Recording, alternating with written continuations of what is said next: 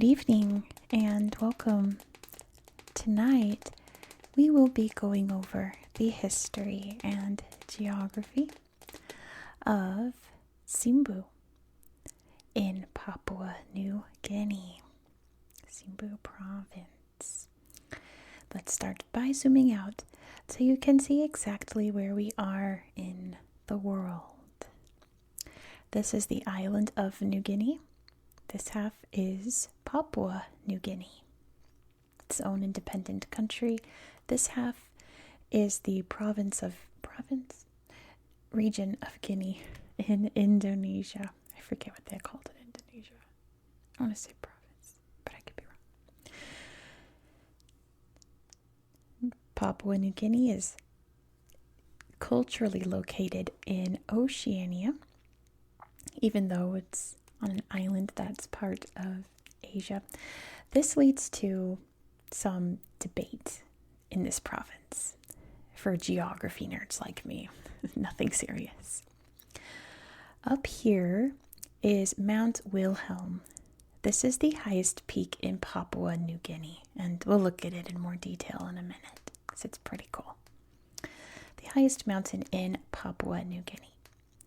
So culturally, Papua New Guinea is part of Melanesia within Oceania, which would make Mount Wilhelm the highest point in Oceania, right?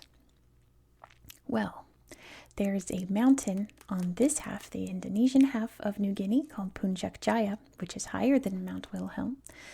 So if we're counting the entire island, that means Puncak Jaya would be the highest mountain in Oceania.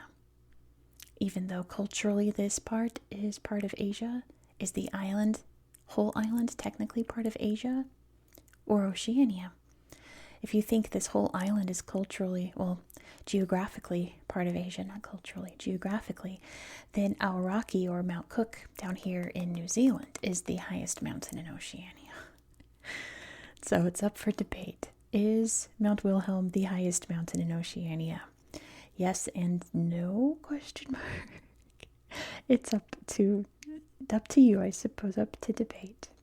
But let's take a look at good old Mount Wilhelm here. Mount Wilhelm is located in the Bismarck Range, where if you know your European history, you know where these names come from. They are very, very German names, aren't they? From like the period of when Germany as we know it today became Germany. Let's look at Mount Wilhelm.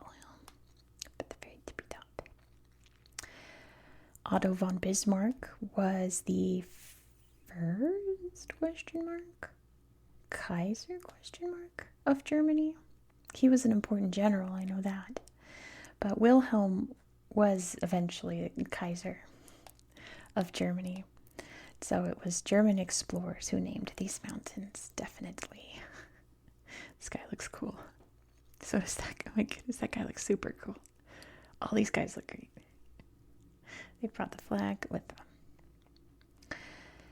Papua New Guinea once belonged to Germany. In World War I, which Germany was on the opposite side of the Allies went and scooped up all the territories that Germany had in Oceania. So Australia snatched up this one. And it would eventually gain its independence from Australia. Which you don't hear every day, do you? You don't hear, like Australia. Yep, it is true. Kundiawa is the capital of this province. The only history fact I found about Kundiawa is that it was founded on what was a Lutheran missionary site.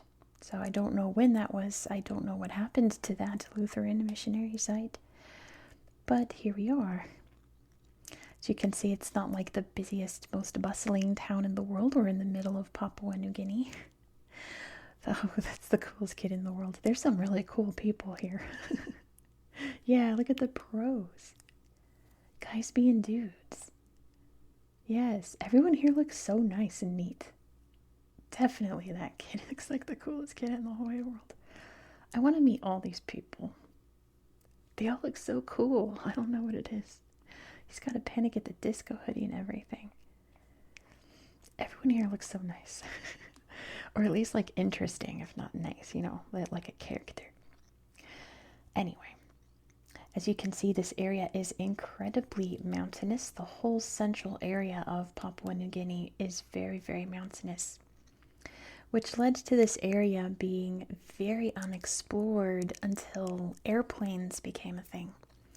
And people could start flying over to explore it because the jungles around were too thick for explorers from Europe to traverse. But once people were able to come in from the outside, they found hundreds of different cultures, all throughout with their own languages, own customs, own traditions. And there's some pretty interesting ones. I was trying to find, let me show you. I was trying to find this one cave that was called the Skeleton Cave, and I could not find it. A lot of the caves I found online just aren't tagged on here. But this is what came up, the Skeleton Tribe Eco Lodge, and I was like, what in the world? So it appears that there was a tribe of people here who painted themselves like this. I don't know if it was exactly like that, but I'm sure some European came across people and were like, they're painted like skeletons. So creepy. Maybe they're cannibals. Oh my gosh, right? But then here's an actual picture of them down here. They look awesome. They also look like the coolest people in the world. Look, they've got like grass skirts on, and they're not painted like skeletons, but I suppose like if they are at a distance, that's what they'd look like. One of the sad things about Papua New Guinea today is that a lot of these cultures, once they were discovered by the outside and became exposed to the rest of the world, they became engulfed in the whole capitalist society of the outside world and now resort to like tourist tips to survive. So there was another lodge I found. It was over, I think it was over here in Chuave. I hope that's how you say it. Was it here? Maybe it was just a town slideshow. Or not this one. Some town slideshow where I saw like people in like full face paint, feather, ceremonial garb. Look at the Gawa Plains down here. A rare sight. Just plains, no mountains. So pretty. Oh yeah, here we go.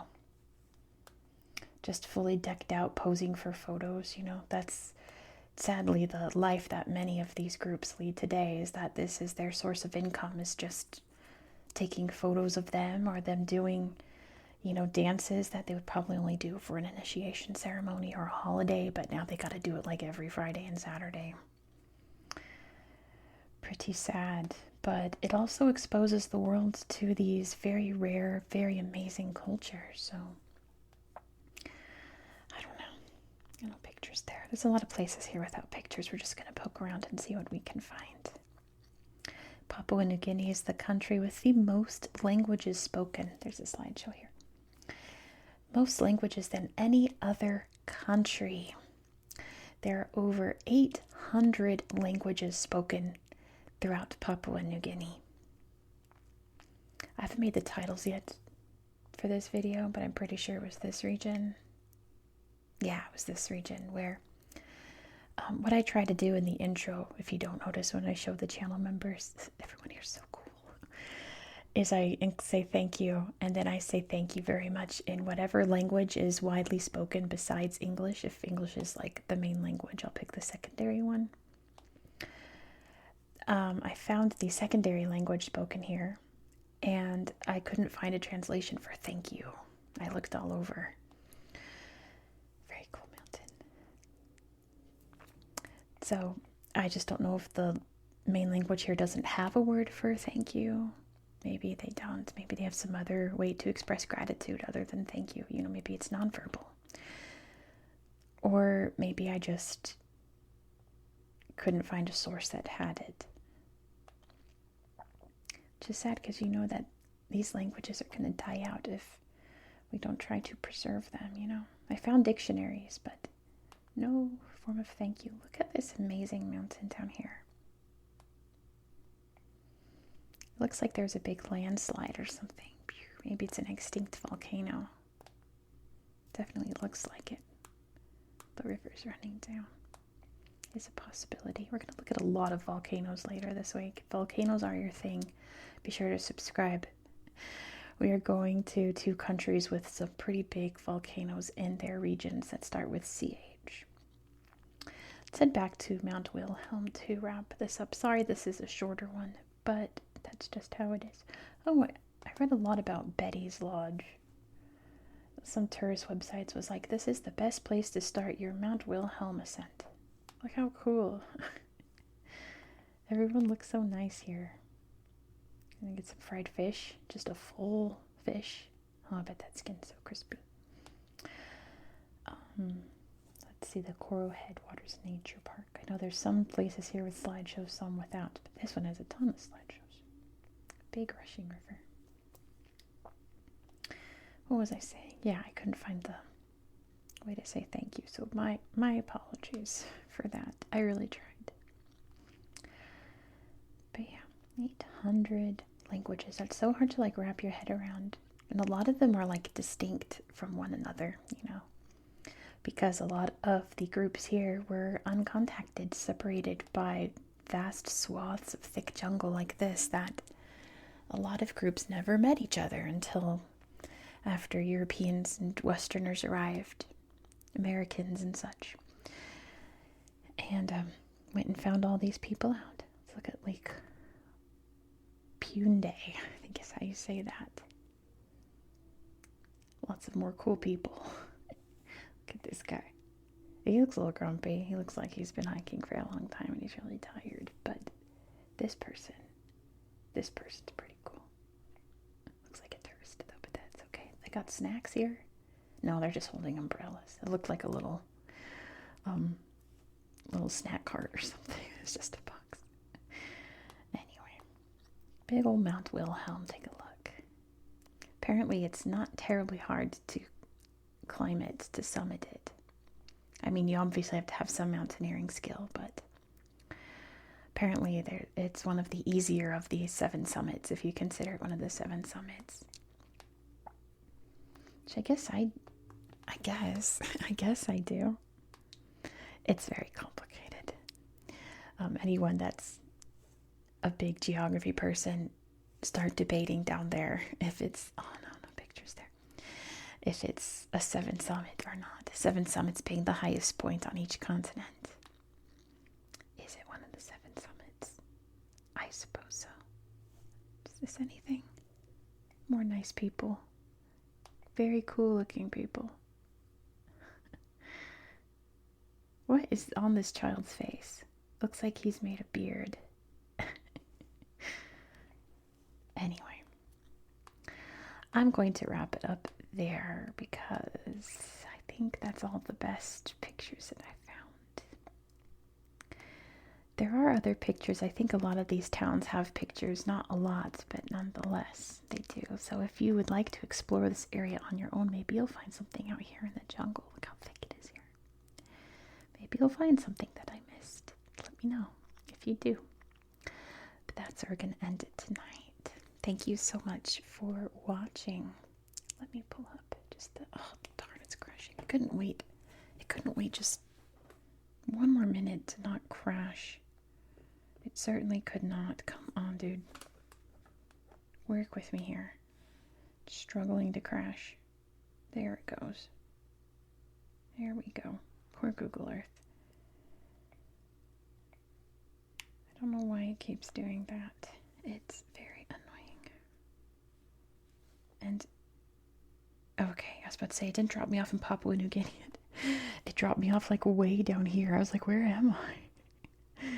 We're still in Papua New Guinea. But thank you so much for watching. If you enjoy this style of content, please consider subscribing. The rest of this week will be regular videos where we start at my atlas. I trace the map and tell you about history, and then we come to Google Earth to look at some sites. And I told you we're going to see some volcanoes later this week, but tomorrow we're going to hop over to Myanmar. And we're going to see, what are we going to see? We're going to see some more amazing jungle mountains and learn a lot of very interesting history. Myanmar is one of those places where each region is divided by the main culture there. So we will learn all about the Chin culture. There's many other cultures that live there as well. So be sure to subscribe so you won't miss out. Please don't forget to give this video a thumbs up and let me know all your thoughts down below in the comments. I hope that you found this video to be relaxing and educational. Everyone here looks so cool. He's got his doggy too. And I hope that you have a good night. Good night. Good night.